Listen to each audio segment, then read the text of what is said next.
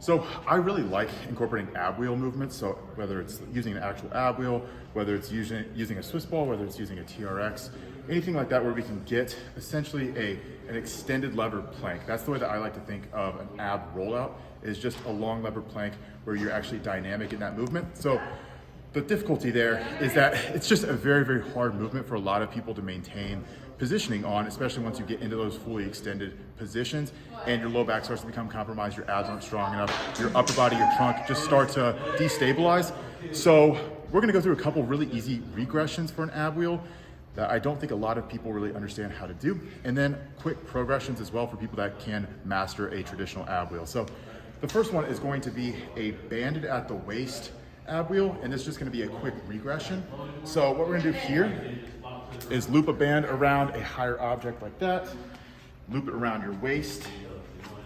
Here, always have something to put your knees on.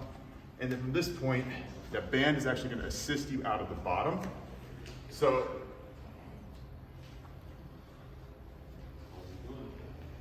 you wanna perform the ab wheel the same way, and then just let that band assist you.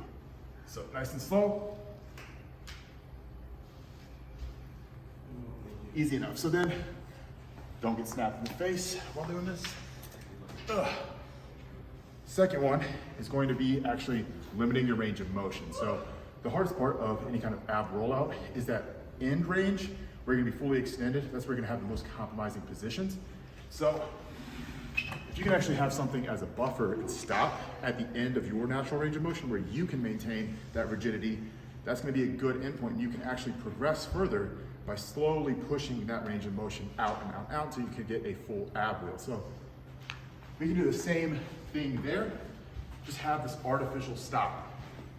So here, it's going to actually prevent me from going any further, and this should actually be my end range of motion. So here, maintaining perfect form.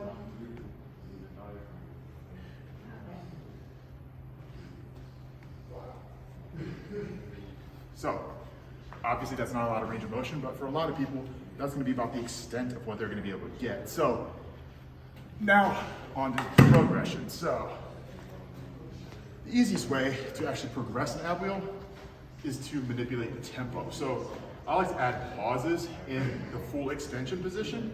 So what we can do here, same normal ab wheel, but once you get fully extended, you're just gonna hold that position for a count. If you wanna get really fancy, you can also breathe normally in that full extension. That makes it really difficult. But for now, I'm just gonna hold my breath, stay braced at the end. So here,